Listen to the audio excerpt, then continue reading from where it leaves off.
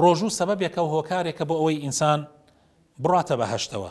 پێغەمبەری خوا صلی الله عليه وسلم فەرمێ بەهەشت یەکێک لە دەرگاکانی ناوی ئەڕەیانە، لەوێوە لەو ئەڕەیانەوە ڕۆژوان ئەچنە ژوورەوە، کاتی ڕۆژوان تەواو ئەبن هەمویان ئەچنە ژوورەوە، ئیتر دەرگاکەدا ئەخرێ لە غەیری ئەوان کەسی تر لەو دەرگایەوە ناچێتە ژوورەوە. پێغەمبەر فەرمێ صلی الله عليه وسلم. حەدیثەکە ئیمامی بوخاری و ئیمامی مسلم ئەیگەڕنەوە. هەروەها ڕۆژوو یەکێک لەو کردارانەیە کە خوای تەعالا وعدی گەورەی پێداوە، وعدی لێبوردن و پاداشتی گەورەی پێداوە. خوای تەعالا لە سوورەتی ئەحزاب ئاەتی 35 ئەفەرمێ إن المسلمين والمسلمات المؤمنين والمؤمنات القانتين والقانتات الصادقين والصادقات الصابرين والصابرات حتى أقات أبيك خوي تعالى فرمي والصائمين والصائمات لأخيرا خوي تعالى فرمي أعد الله لهم مغفرة وأجرا عظيما.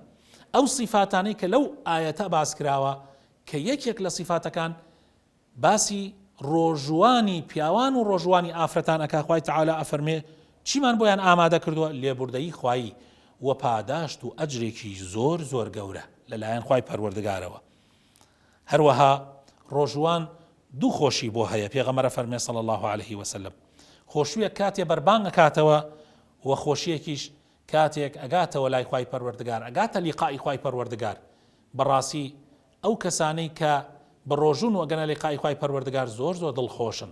و هەروەها ئەو کاتەشی کە بەربانگ ئەکەیتەوە یا ئەو کاتەی کە ڕەمەزان تەواو ئەبێ و جەژن ئەگێڕی ڕۆژی جەژن، ئەوانە زۆر زۆر دڵخۆشن. پێغەمبەر فەرمێ صلی الله عليه وسلم. حەدیثەکە ئیمامی بوخاری و مسلم ئەیگەڕنەوە.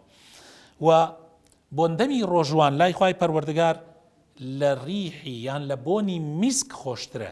میسکە بۆنێکی زۆر زۆر خۆشە لە بەهەشتە، یەکێکە لە بۆنە زۆر خۆشەکان یان ئەتوانی بڵێ خۆشترین بۆنە لە بەهەشتە بۆندەمی ڕۆژوان. طبعا بۆندەمی ڕۆژوان تامی بۆنی دەمی ڕۆژوان ئەگۆڕێ لە بەرەوەی نانی خواردووە چەند سەعاتێکی زۆر لە ڕۆژا بە ڕۆژوە و نانی نەخواردووە و ئاوی نەخواردوەوە بۆنی دەمی دێ لای خوای پەروەردگار. ئەوەندە خوای تەعالا ڕۆژوانی خۆشەوێ، بۆنی دەمیشی لە لای خوا لە میسک خۆشترە، وەکو پێغەمبەر فەرمێ صلی الله عليه وسلم لەو حەدیثەی کە ئیمامی بوخاری و ئیمامی مسلم ئەیگەڕنەوە.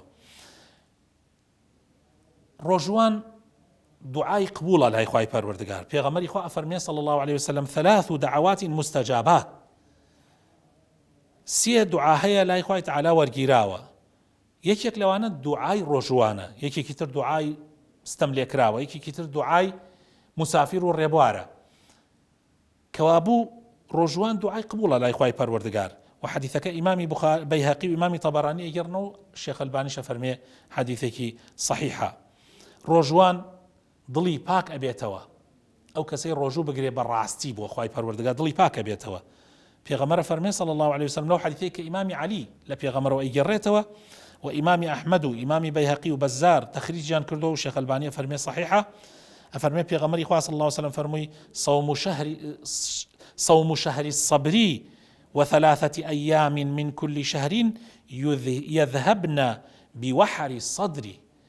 پێغەمبەر فەرمێ صلی الله عليه وسلم هەر کەسێک مانگی ڕەمەزان کە مانگی سەبرە، مانگی ئارامگرتنە بە ڕۆژوو بێ و سێ ڕۆژیش لە هەموو مانگێکە بگرێ، ئەوە دڵی ئینسان پاکەکاتەوە. وەحەری سەدر نایە لێ، دڵی ئینسانەکان پاکەکاتەوە. وەحەری سەدر یعنی غیل و حقد و پیسی و فێڵ و وەسوەسەی شەیتان کە لە ناو دڵی ئینسانایە ئینشاء الله نامێنێ و ئەڕوا. هەر کەسێ ئەگەر مانگی ڕەمەزان بە ڕۆژوو بێ و سێ ڕۆژیش لە هەر مانگێکا بە ڕۆژوو بێ.